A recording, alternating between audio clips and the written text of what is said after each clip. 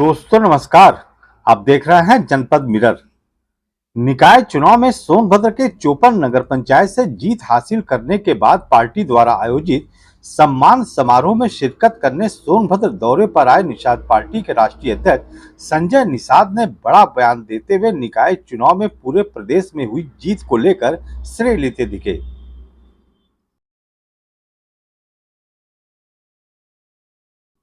संजय निषाद ने कहा कि जिन जगहों पर बीजेपी ने निषाद पार्टी का सहयोग नहीं लिया वहां हार गई। जीत से बेहद उत्साहित डॉक्टर संजय निषाद ने इशारों इशारों में कई महत्वपूर्ण बातें कह गए। क्या है उन बातों के मायने और क्या कुछ कहा है संजय निषाद ने, इस पर हम अपने सहयोगी पत्रकारों से बातचीत करेंगे और यह जानने का प्रयास करेंगे कि राजनीतिक तौर पर संजय निषाद का बयान सोनभद्र के लिए कितने महत्वपूर्ण है और प्रदेश की राजनीति में इसका क्या प्रभाव पड़ेगा। तो आइए सुनते हैं हमारे साथ मौजूद वरिष्ठ पत्रकारों ने क्या कुछ कहा।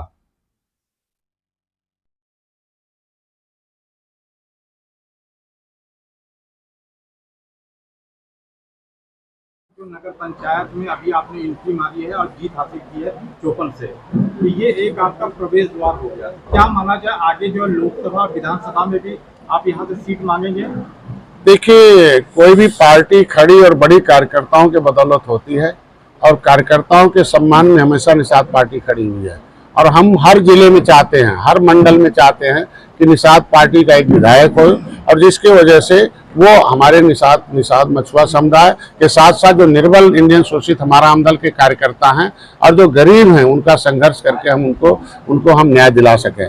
तो सोनभद्र भी मछुआ सब बाहुल है, यहाँ हम बिंद के नाम से जाने जाते हैं, केवट मल्लाह के नाम से जाते हैं, कोल भी हमारे हैं, कोल भील जो हमारे हैं, ये सारे लोग उपेक्षित हैं और कितनी इनकी दशा दुर्दशा खराब है। उनकी अगर लड़ाई हम लड़ रहे हैं तो निश्चित रूप से सोनभद्र में भी हम अपने लोगों की दावेदारी।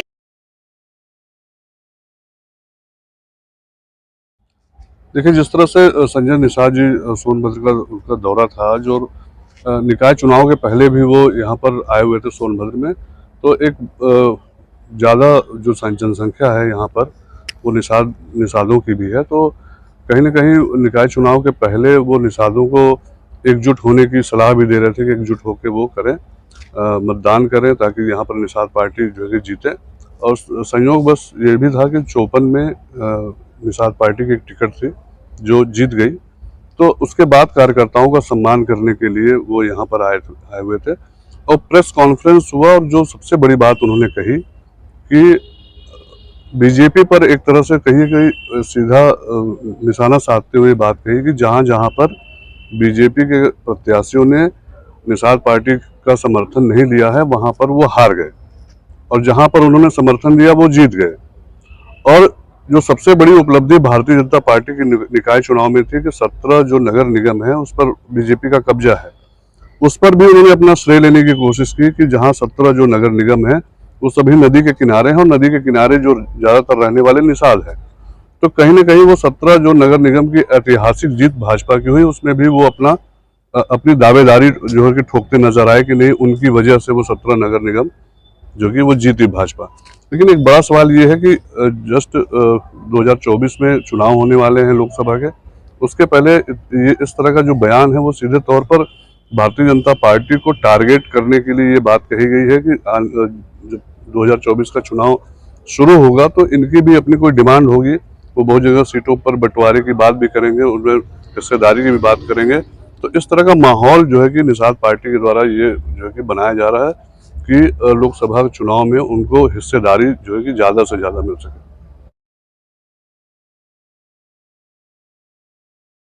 जिस तरीके से मतलब ये संजय निषाद जी का जो बॉडी लैंग्वेज था, जो उनका जो पूरा यदि प्रेस कॉन्फ्रेंस देखा जाए तो काफ़ी उत्साहित नजर आ रहे थे।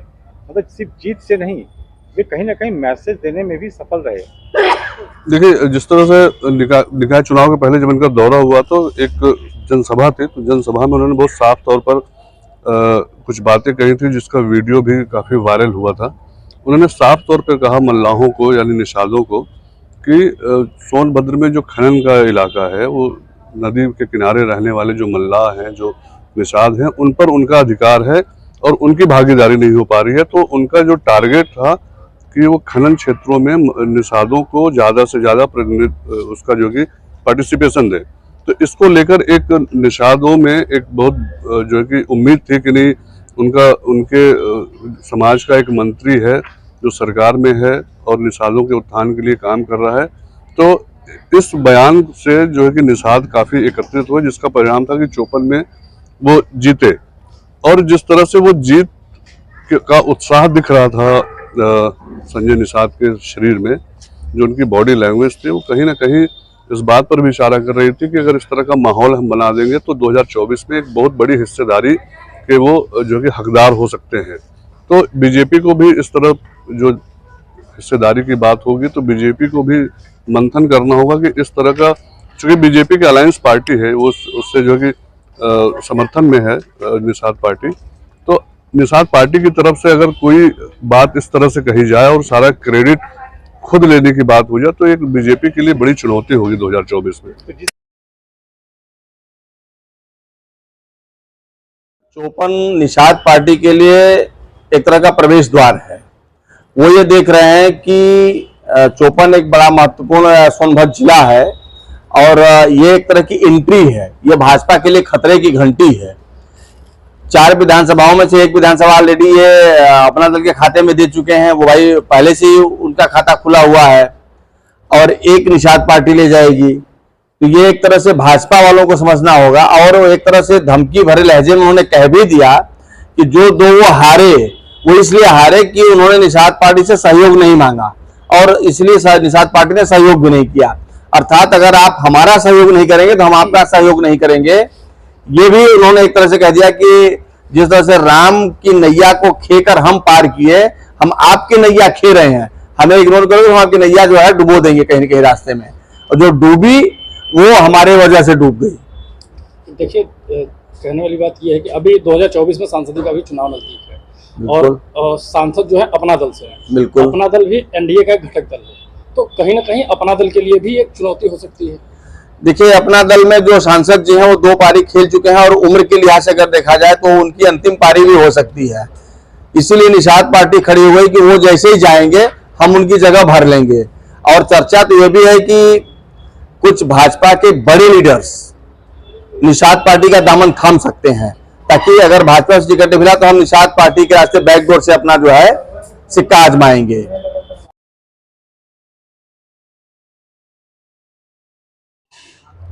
देखिए, सोनभद्र एक ऐसा जनपद है जो आर्थिक और राजनीतिक दोनों लिहाज से राजनीतिक दलों को आकर्षित करता है और निषाद पार्टी उससे अछूती नहीं है। इससे पहले अपना दल ने यहाँ एंट्री मारी थी और उसी अंदाज में निषाद पार्टी ने निकाय चुनाव के जरिए अपनी मौजूदगी दर्ज कराई है। अब उसकी चाहत है कि यहाँ हमारा कोई विधायक और सांसद हो। इसको उन्होंने अपने बयान में कहा भी कि हम चाहते हैं कि यहाँ एक निषाद समुदाय की एक बड़ी आबादी है और उनको तरजीह मिले। उसका सीधा तात्पर्य है कि 2024 का लोकसभा चुनाव सिर पर है और निषाद पार्टी की पूरी कोशिश होगी, जो उन्होंने संकेत दिया है कि लोकसभा की सीट उनको मिले। तो अब जैसे मतलब कि लोकसभा चुनाव है तो यहाँ पे अपना दल पहले से है, भाजपा खुद यहाँ पे संघर्ष कर रही है, तो अब 3 जो पार्टियाँ यहाँ पे संघर्ष कर रही थी, तो जो सोनभद्र इकाई है बीजेपी की, उसके लिए भी ये टेंशन भरा है। देखिए, विधानसभा चुनाव में अपना दल यहाँ से हट चुका है। उसको एक सीट मिली थी दुद्धी, उसके बाद लोगों को उम्मीद थी दुद्धी जगह सदर मिल जाएगा, मगर सदर मिला नहीं। तो हो सकता है लोकसभा चुनाव में दूसरी जगह उनको सीट दे दिया जाए। ये तो क्योंकि सहयोगी दोनों का मामला है और टिकट बंटवारा सिर्फ नेतृत्व करता है। जो संकेत हैं और जिस तरह की बात आई है और जिस तरह से भाजपा के एक बड़े नेता को कहा जा रहा है कि कुछ दिनों में ही निषाद पार्टी में एंट्री मिल जाएगी, इसको इन सारी चीज़ों को देखते हुए माना जा रहा है कि अगले लोकसभा चुनाव में रावत सीट निषाद पार्टी को दी जा सकती है। जिस तरीके से ये संजय निषाद ने अपने बयान में ये भी साफ तौर पर दर्शा दिया कि निषाद पार्टी का यदि सहयोग बीजेपी को नहीं करती है तो बीजेपी उभर नहीं पाएगी, क्योंकि नदी के जो किनारे हैं या जो नदियां हैं उसके किनारे जो भी मतलब राज्य के मध्य प्रदेश या जिले हैं वहाँ पे निषाद पार्टी का बोलबाला है। बिना निषाद पार्टी के जो बीजेपी की नैया पार नहीं लग सकती। देखिए, भाजपा का एक फार्मूला शुरू हो गया और हर राज्य में फार्मूला है कि छोटे छोटे दलों को अपने पास जोड़ा जाए जिससे मेरा वोट परसेंटेज बढ़ सके।